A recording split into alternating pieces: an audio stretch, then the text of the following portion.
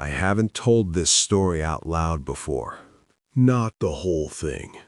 I've said pieces of it, mentioned the night to my supervisor, talked around the edges of it with my wife, but I've never sat down and said all of it, start to finish. Because once you say a thing like this out loud, it becomes real. You can't take it back.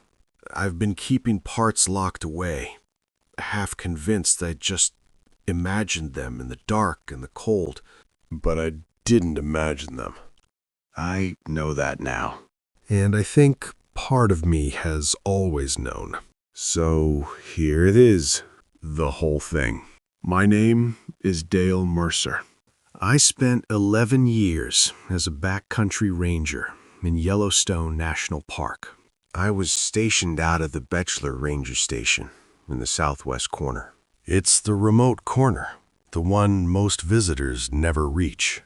Down where the thermal fields thin out and the forest closes in thick and dark and old. You spend a lot of time alone out there. Before Yellowstone, I did 6 years in the Shoshone National Forest. So I was no stranger to deep wilderness. I was used to nights alone, in places where the nearest human being was 3 ridgelines away. I've tracked injured elk across snowfields in January. I've recovered bodies from canyon drainages. I've sat through electrical storms in the backcountry with nothing between me and the sky. I'm not a man who startles easy. I don't say that to sound impressive. I say it because I need you to understand what it means when I tell you what happened. What happened in the Pitchstone Plateau changed the way I understand the world. Changed it permanently. If you've been listening late at night, you know some of us carry things we can't put down. If this is your first time here, I want you to stay with me. Because what gets told here isn't entertainment. It's testimony. Now let me take you back to a Thursday in November. The Pitchstone Plateau sits in the southwestern interior of Yellowstone, just south of Shoshone Lake. It's one of the most geologically violent places in the entire park if you know how to read the ground. Rhyolite lava flows from 70,000 years ago left the plateau surface cracked and strange. It's not dramatic like the big geyser basins, and it's definitely not colorful like Grand Prismatic.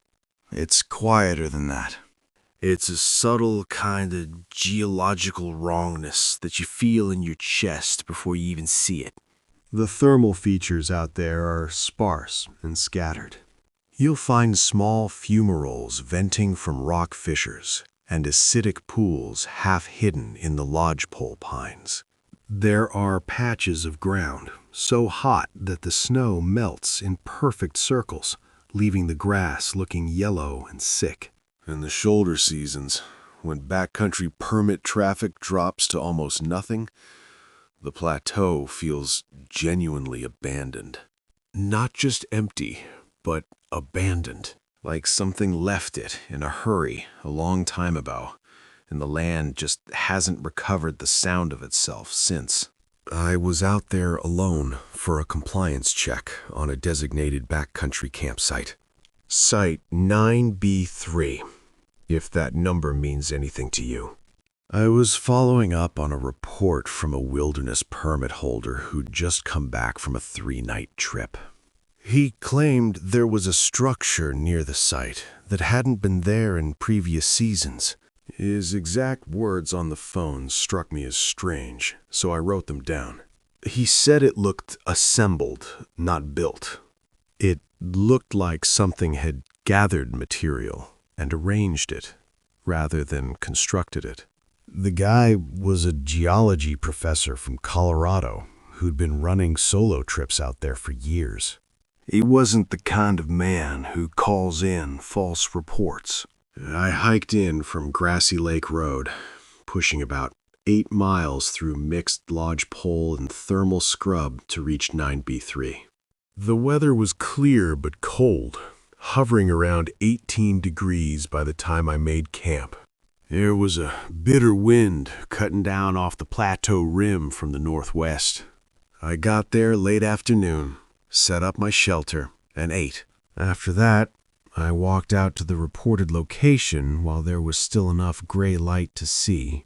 I didn't want to wait until morning. The freezing air was biting at my face as I navigated the cracked ground toward the coordinates. I crested a small rise and looked out into a clearing among the dead pines. Through the dimming light, I saw exactly what the professor had described. The structure was there. Just like he said. I want to be careful how I describe this. I've thought about it for years, and I still don't have the words to do it justice without sounding crazy. It was about 8 feet tall, and maybe 12 feet across at the base. It was made of dead lodgepole branches, but they were woven. Not stacked, not piled. Woven, like you'd weave a willow basket, except the scale was massive. Some of those branches were as thick as my forearm. Around the outside base, stones had been placed. They weren't just scattered. They were arranged, evenly spaced, all about the same size, creating a perfect ring. At the center of the structure, there was an open chamber. I could see through the weave to the inside, and the floor was completely bare. No ash, no debris, no signs of a fire. Just bare volcanic rock, swept perfectly clean. I stood in front of it for a long time.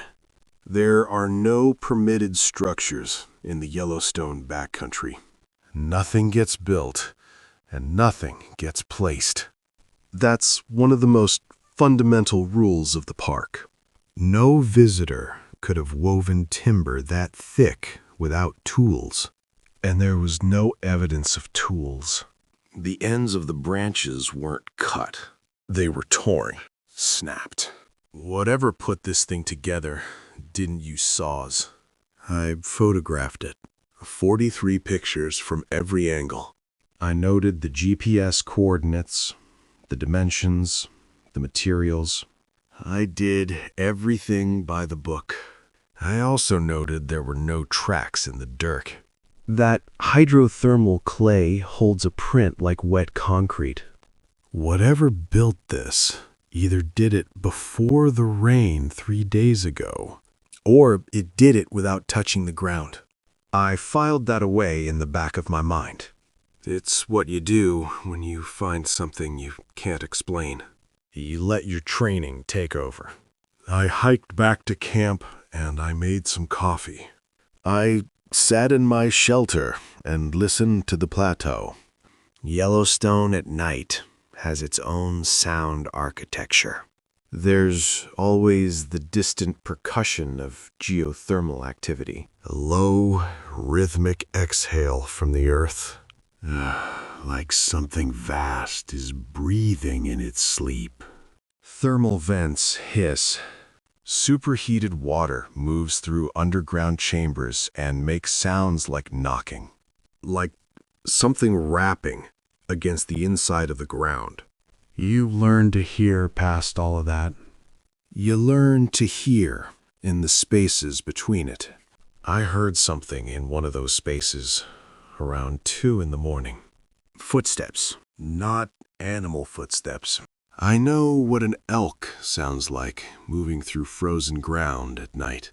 I know the scatter pattern of a coyote, the deliberate 4-point weight of a bison, even the almost human sound of a black bear moving upright through brush. This was bipedal, steady, heavy enough to crack the surface freeze on the soil. And it was circling my camp. Not approaching, not retreating, circling.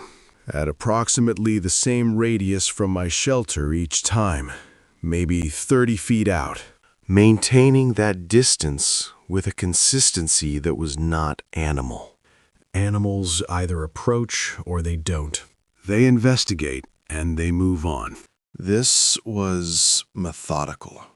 A word I hate using for it because it implies thought, and I don't want to say that yet. I had my sidearm. I had my flashlight. I unzipped the shelter, and I swept the tree line. Nothing. But the sound stopped the moment I emerged.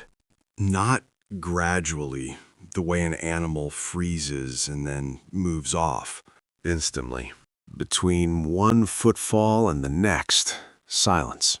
And then the thermal breathing of the plateau resumed around me, like a curtain being drawn. I stayed outside for 20 minutes with the light. Then I went back in. At 3:47 a.m. by my watch, I woke from a light sleep to a smell. Not sulfur. I was used to sulfur. Something different. Organic. Thick and dark and wrong. The way a carcass smells in summer heat, but compressed into the cold November air in a way that made no meteorological sense. And alongside the smell, a pressure. Not sound, exactly. More like the moment before sound. Like a speaker before the music starts, when you can feel the electricity in the cone. My whole chest cavity felt it. My ears felt it. The shelter fabric pressed inward slightly, as if the air pressure outside had changed. I did not unzip the shoulder. I am not ashamed of that. I lay completely still with my hand on my sidearm, and I did not move. I lay completely still with my hand on my sidearm for 4 hours. I didn't move, and I didn't make a single sound. Finally, the sky started to lighten up. The pressure eased, the smell faded, and the world outside started sounding normal again. When I finally came out of the shelter at dawn, I noticed the fire ring right away. It was an established stone ring that had been at that site for at least 6 seasons. But it had been altered during the night. 4 of the heavy river stones had been moved from the circle. They were placed outside the ring in a line, and that line pointed directly toward the woven structure 200 yards out. The line those stones made was perfectly straight. It was precisely straight. The kind of straight you'd need a tool to achieve. Natural forces just don't arrange heavy rocks like that. I stood there in the early gray light, watching the steam rise from the thermal vents. The cold air bit at my face, but I barely felt it. I understood something that I'd been slowly realizing since I found that structure. Whatever had built that massive woven structure was still present. It had been present all night, circling my tent in the pitch black. And it knew exactly where I was. At this point in the story, I want to ask you something directly. And I mean this from the bottom of whatever is left of my certainty about the world. This isn't just a campfire tale to me. If someone you care about is planning a solo backcountry trip into the Pitchstone Plateau, share this with them, especially in the shoulder seasons, and especially if they're going alone. They need to know what's out there. I'm not sharing this as entertainment. I'm sharing it as information. I'm not even asking you to believe me. I just want you to pass it on and let them decide for themselves. And if any part of what I'm describing matches something you've seen out there, leave it in the comments. I've spent years thinking I'm the only one who experienced this. And I don't think that anymore. I broke camp that morning faster than I ever have in my entire career. 11 years of backcountry protocol told me to document everything and do a full site survey. Every bit of my training said to stay, record the scene, and be thorough. But I didn't do any of that. I just snapped a few photos of the moved stones and the line they made. Then I packed my gear, started walking, and swore I wouldn't look back at that structure. I hiked out hard and fast, just trying to put distance between myself and the campsite. I kept my eyes locked on the trail ahead, listening to my boots crunch on the frost. I told myself not to look back, except I did look back, just once. About a quarter-mile out, there's this small rise where the trees open up for a second. From up there, you get a clear view all the way back across the scrub toward the site. The structure was gone. It wasn't collapsed, and it wasn't just partially standing. It was completely gone. The spot where it had been was just bare, empty ground.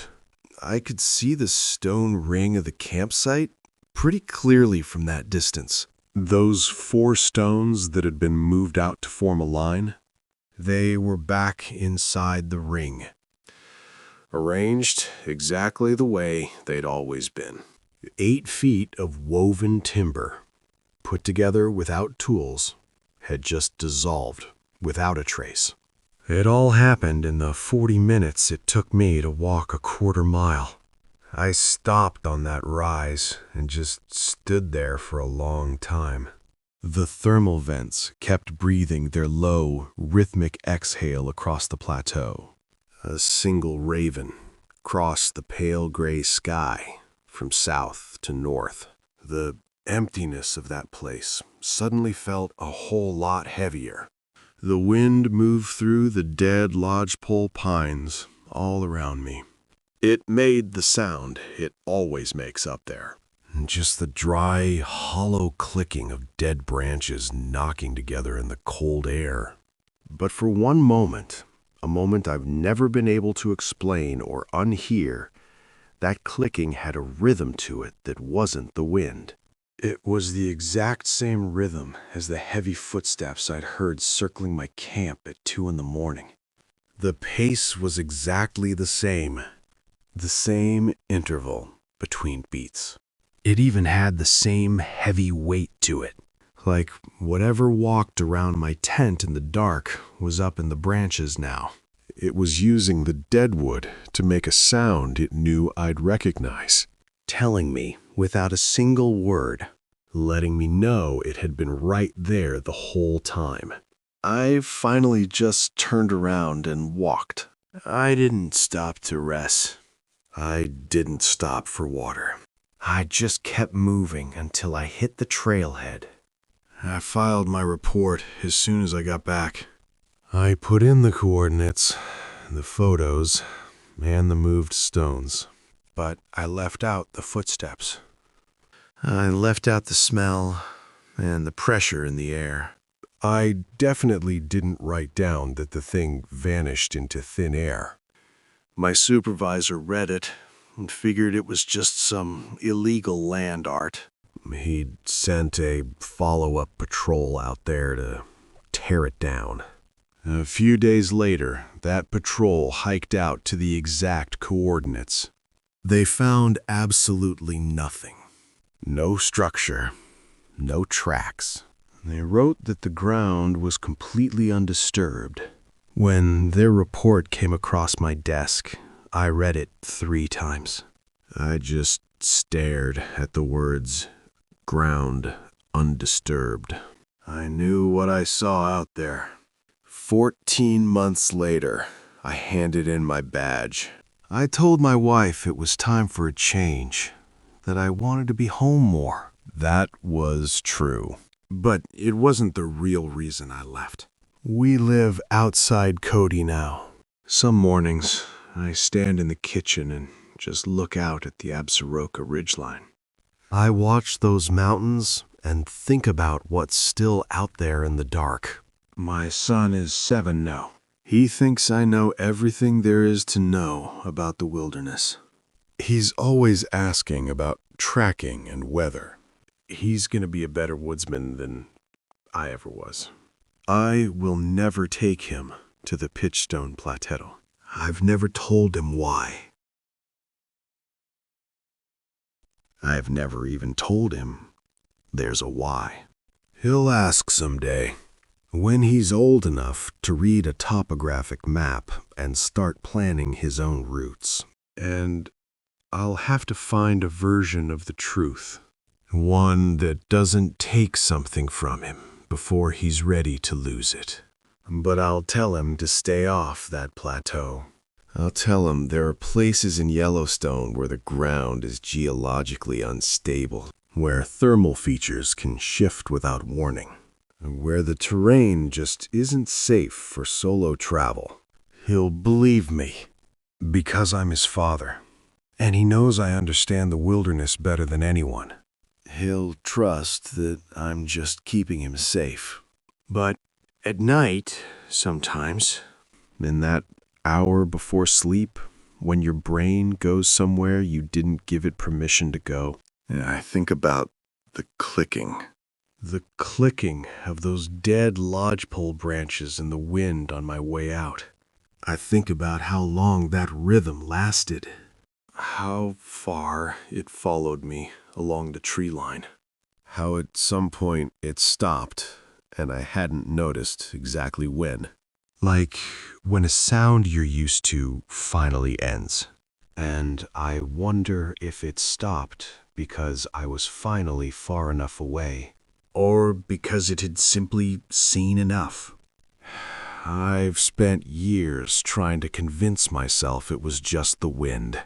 Just the cold playing tricks on a tired mind in the backcountry. But some things you can't unhear. You don't forget a sound like that.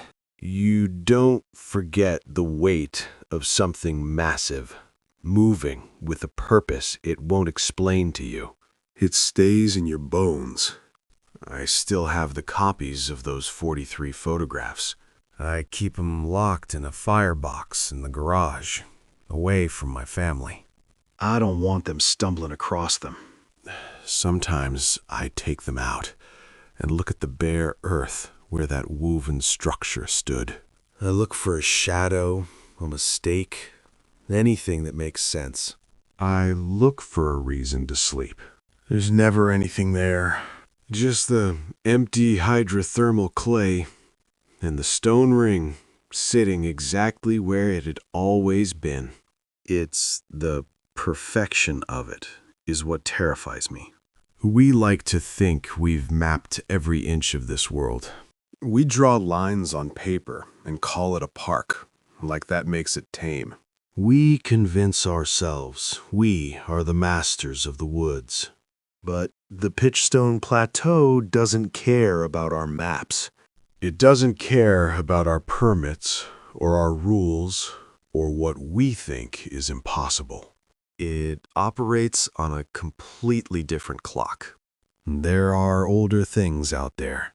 Things that don't need tools to build and don't need language to tell you you're trespassing. They just wait for you to realize it. So, if you're listening to this and you're planning to go out there alone, just remember what I said. Pay attention to the spaces between the sounds. Trust that feeling in your chest. And if you find something that looks like it was assembled rather than built, turn around. Don't wait around to see who comes back for it, because they already know you're there. I've filed my official report with the coordinates and the photos of the stones. I left out the footsteps, the smell, and the pressure. My supervisor sent a follow-up patrol to check for an illegal camp. They found absolutely nothing out there. The follow-up report said the ground was completely undisturbed. I read that single page 3 times. 14 months later, I handed in my badge and resigned. I told my wife I just wanted to be home more, but that wasn't the real reason. We live outside Cody now, closer to the eastern boundary. Some mornings, I just stand in my kitchen and stare out at the Absarka ridgeline. It's this long, dark wall of mountains separating us from the deep wilderness. It feels safe here. My son is 7 years old now. He thinks I know absolutely everything about the wilderness, tracking, and reading the weather. He asks me these questions that I just love answering. He's got this pure, fearless curiosity about the woods. He's gonna be a better outdoorsman than I ever was. But I made a promise to myself that I will never take him to the Pitchstone Plateau. I haven't told him why, and I hope I never have to.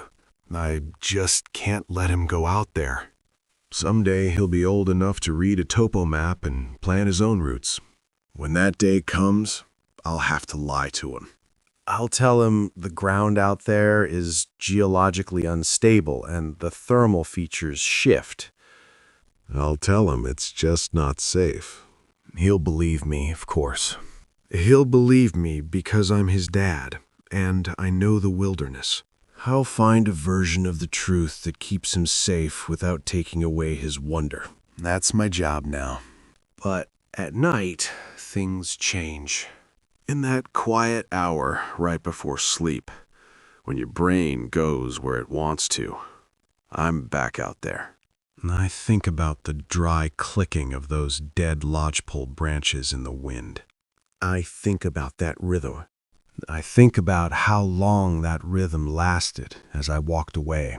I think about how far it followed me along the tree line, matching my pace. And I think about how, at some point, it finally stopped. And I hadn't even noticed exactly when. You don't notice when a sound you've grown used to finally ends. But I wonder about it every single night. I wonder if it stopped following me because I was finally far enough away. Or if it stopped because it had seen enough.